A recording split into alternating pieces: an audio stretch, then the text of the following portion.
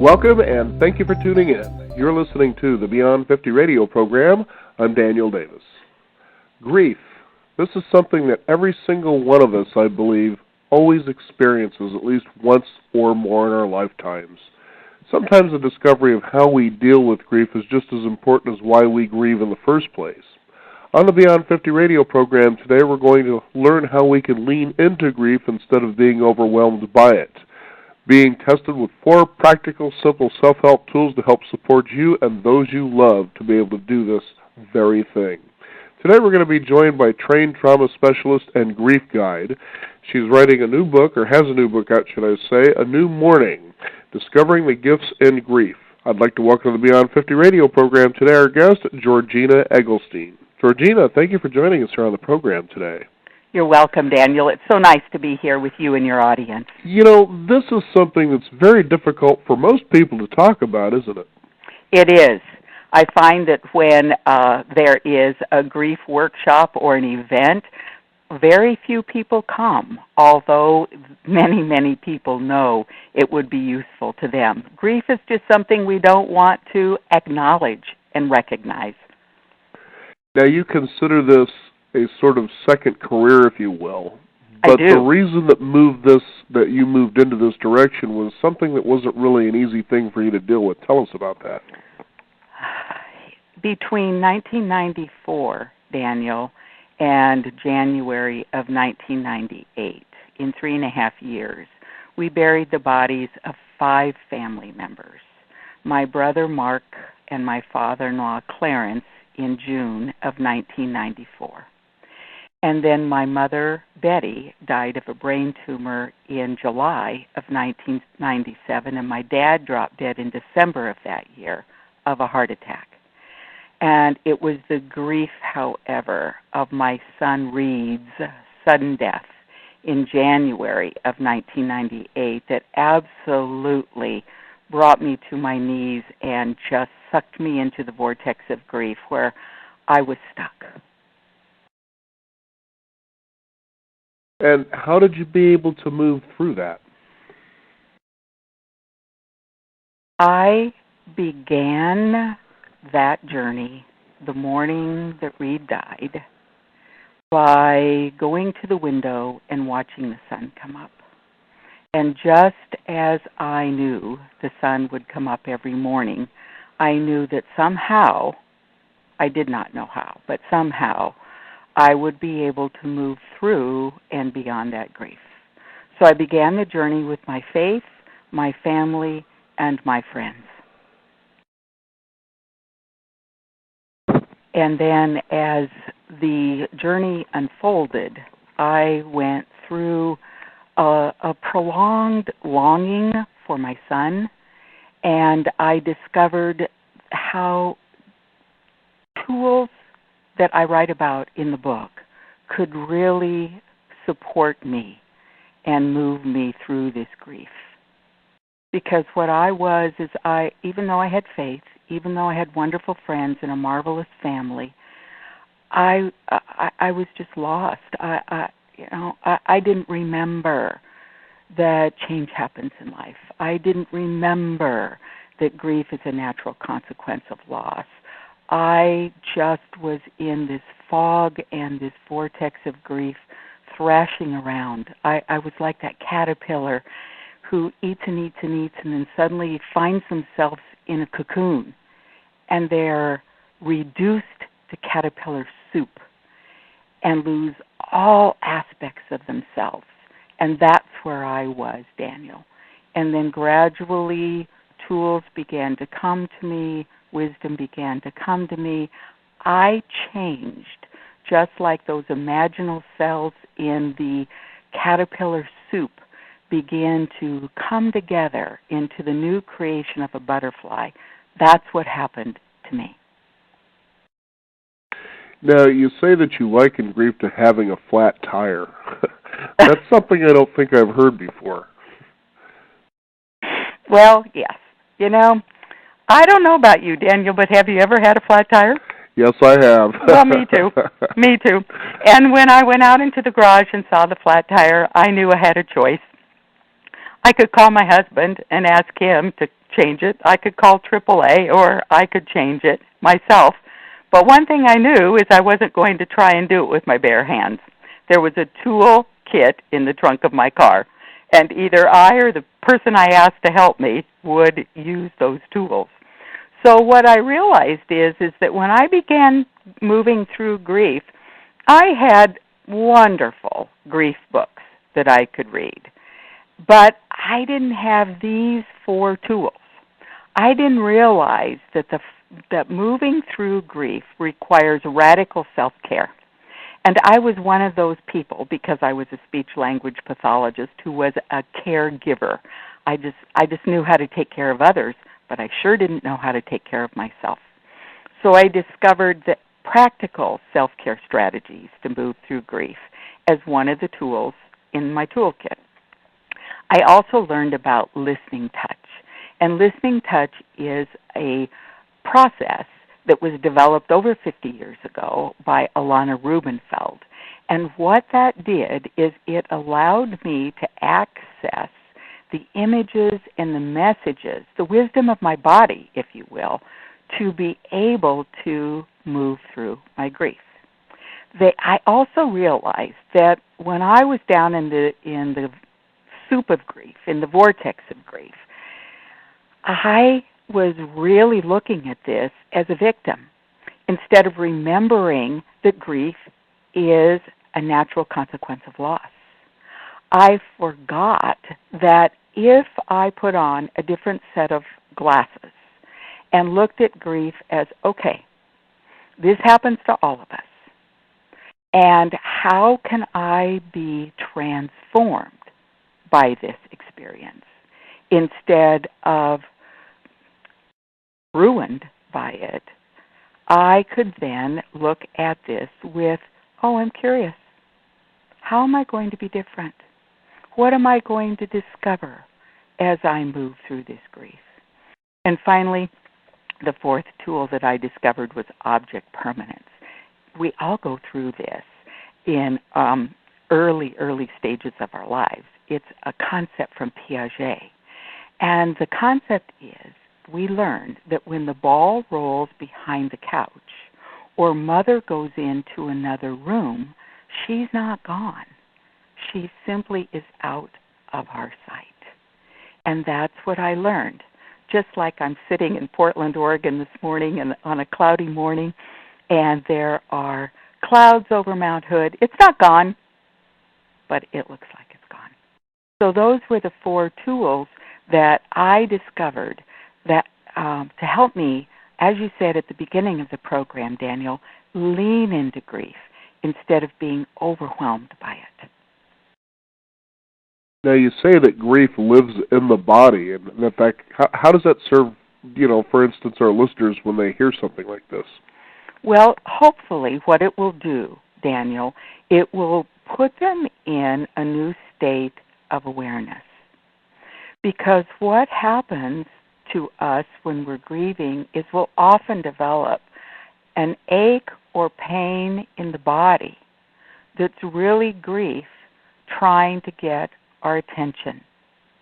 It can even be in that very same place as the person experienced before they died.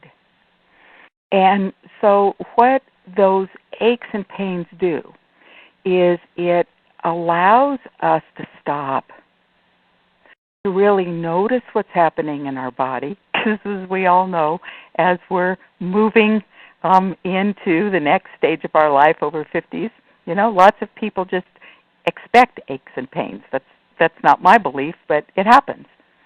But what this does by saying grief lives in the body, it's a new aha. It's a new awareness. So we can begin to recognize those feelings that are in our body. We can then begin to listen to them because really and truly they have messages.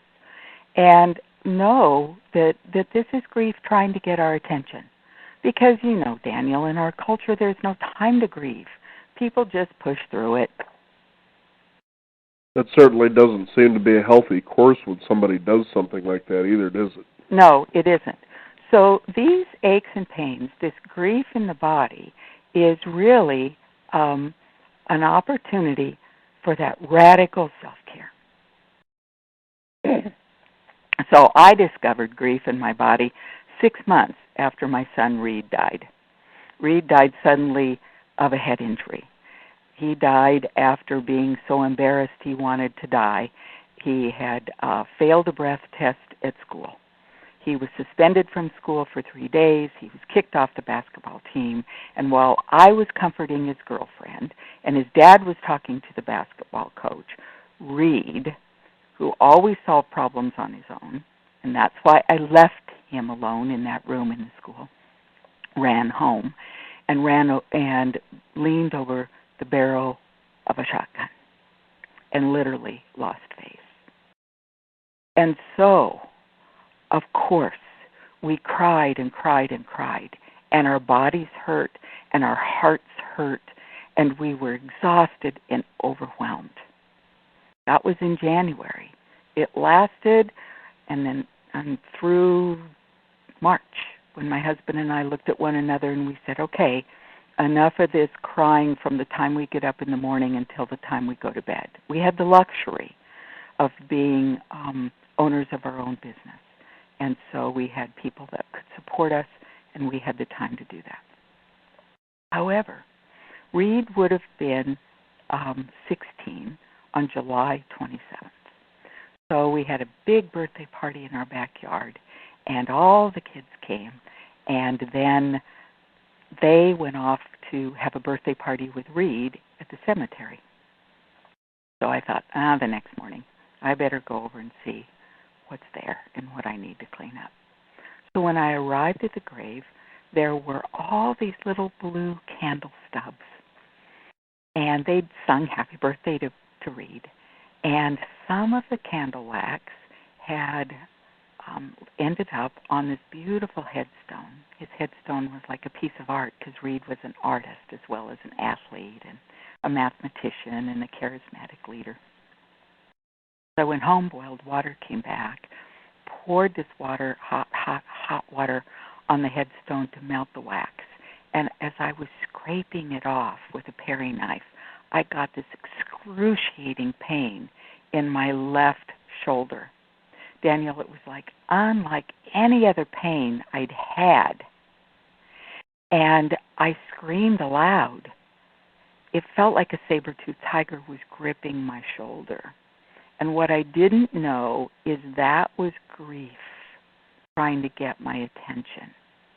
What I later learned is that was grief at the back of my heart that was expressing itself in a very different way. So that's what I mean when I say to our listeners, grief lives in the body. I've had clients who've come and have had extreme pain in their upper left arm. I've had clients that have come that have had extreme pain in their stomach. And the metaphor is, what can't I stomach about this grief any longer? Someone recently had pain in their left hip. And other people have come and it feels like their right side of their body has just disappeared. It's gone. So that's what I mean, Daniel, when I say grief lives in the body. And we've got to feel it to heal it. You know, when you think about we as Americans, when a trauma does occur, such as the one that you and your husband experienced, you know, we tend to hear, and the message, you know, perhaps growing up for many of us is, you grin, you bear it, you step forward, and today is a new day, and you just sort of hopefully, as you go through the motions of routine, hopefully forget about it. Mm-hmm. But that just never happens. It doesn't. What I've experienced about the grief of my son is it's lessened. What I discovered about grief was, for me, it was in 3 stages. It was in that raw grief of that first 90 days where I was in shock, my brain was in fog, my body was in exhaustion, and I hardly knew my name. And for us, that lasted about 90 days. It's not going to be the same for everyone. And then the next stage I moved into was fragile grief. The first stage, that raw grief, Daniel, is like, it's where grief covers the tapestry of your life. That's all there is. But then in this fragile grief, that's where grief in the tapestry of the life is like a big rope. And it's there, and it's like a dragon dragging you around, dragging you through it. And that's where we as Americans, I believe, make the mistake. Instead of intentionally, mindfully mourning and grieving, we just push through.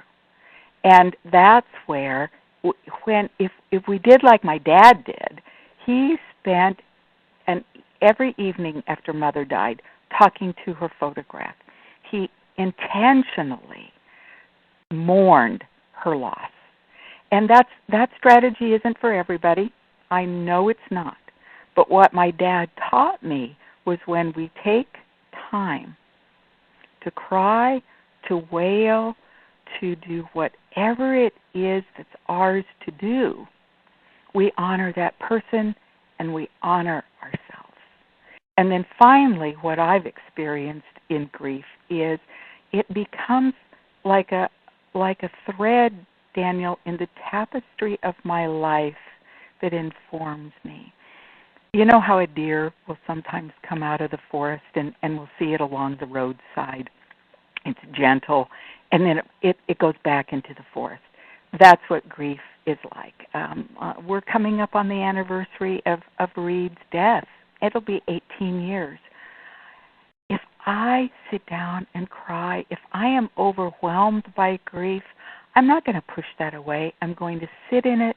I'm going to allow it. And I'm going to know that it's not who I am. I can do other things. That later that day, I can do other things later that week.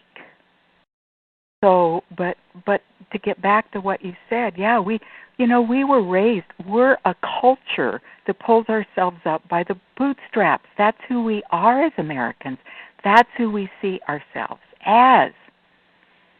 And I'm inviting people to consider a new thought. The thought is, let's grieve mindfully. When grief comes, it's part of our life. And instead of pushing it away, let's lean into it. And let's mourn intentionally, like my dad did. I cried every morning in the shower. I went out every morning and walked on the golf course. What I didn't do is I didn't realize and examine some of the thoughts that I had that kept pulling me down into the vortex of grief. So, yeah, as Americans, as a culture,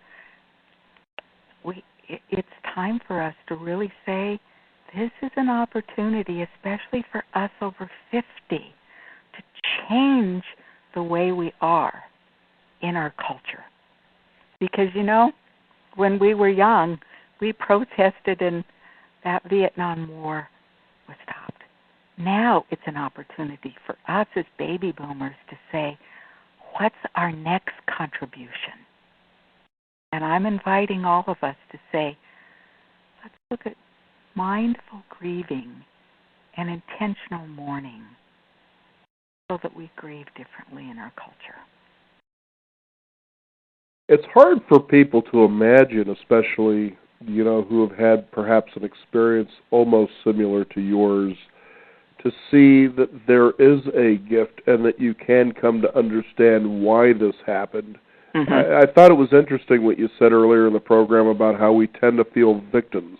Mm-hmm. And our family, we had actually experienced a suicide, and I remember at the time thinking to myself, what an incredibly selfish act. It made me very angry, actually, because mm-hmm. of how it affected my family. I mean, this was somebody that wasn't related to us in any way, but happened to be dating someone who happened to used to be my brother's wife, and so this person decided to end their life. Apparently, it was too unbearable. But I think that was, to me, what was interesting about that experience was the anger that I felt toward him for doing that to my family.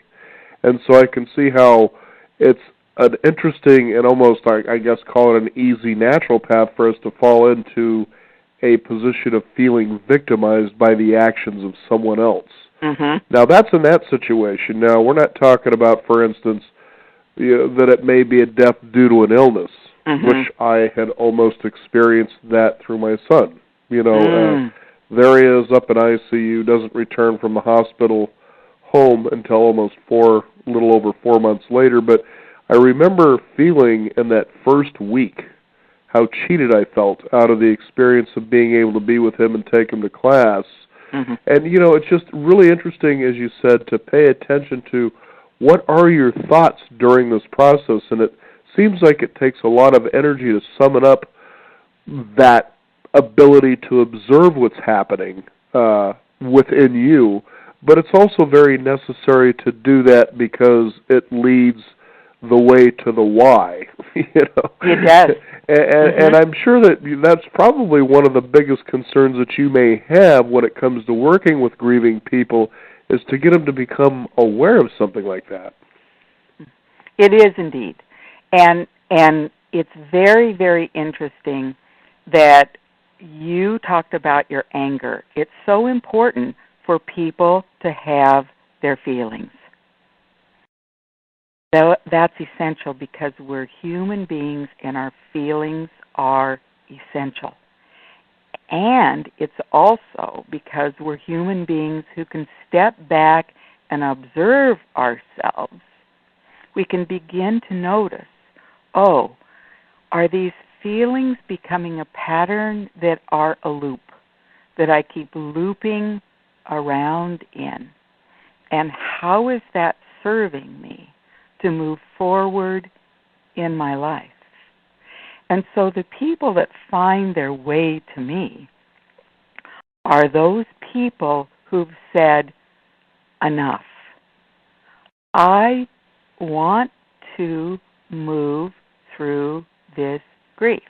Now listen to the words, please, because I didn't say get over this.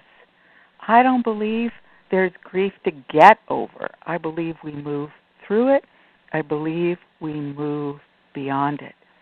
And that happens when we realize that choice is our birthright, and that we have a choice to have someone else's eyes come and support us and say, what is the one thought that's keeping you stuck in this loop of grief?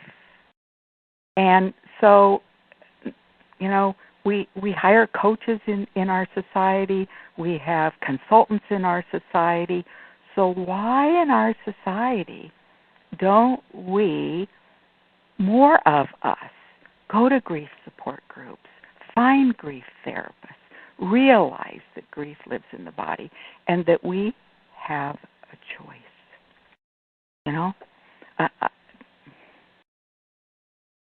I'm reminded of a particular religious figure that I caught on television one time, and he was doing a discourse on disappointment. And I thought what he said was one of the most profound things that awakened me, especially when it comes to moments that you feel overwhelmed, such as having that time when you grieve over a loss. And he simply says, disappointment is inevitable, but discouragement is a choice. And I was so amazed at how simple that formula is, but how true that is. And sometimes with people, they will take that grief and it becomes an identity for them. Yes.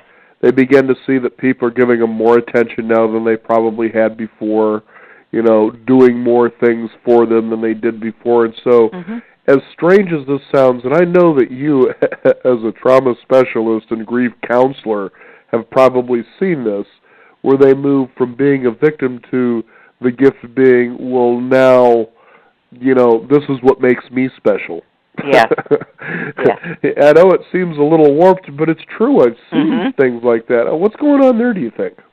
Well, that's one of those things is, yes, this becomes my badge. This becomes my story. This becomes my wound. And what it is I believe that they've moved into an unhealthy identity, an unhealthy transformation, where this is now what they're dragging around and saying, this is who I am. And so it's what those people then can, with the support of a grief therapist like myself, or the support of perhaps a grief support group, say, okay, I see where that was a trap. I see where that in itself was a kind of death and diminishment, and I'm going to move through that. I'm going to make that choice. Choice is my birthright.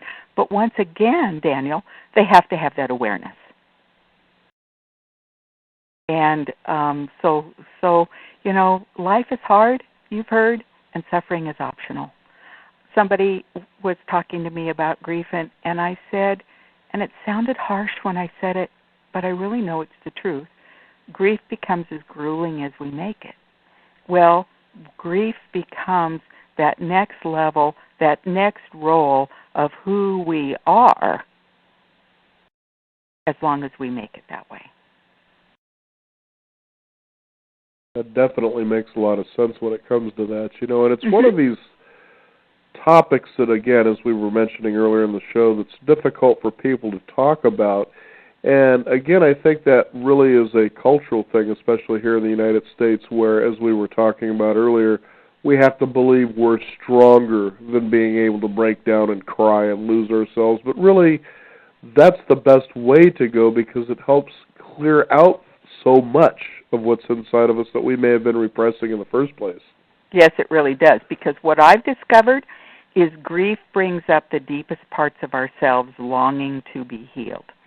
So often clients will come, and initially the purpose of us being together is not only for them to discover where grief is in their body, but to release those deep, deep feelings of grief, those waves of grief, the sobbing and the wailing that really has been suppressed.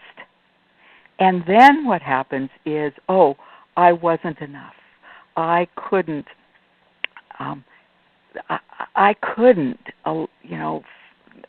fix the pain that my partner was experiencing, my spouse was experiencing with their cancer. I just couldn't take that pain away. Well, of course not. That's not yours to do. But so often then what happens is we discover that I'm not enoughness.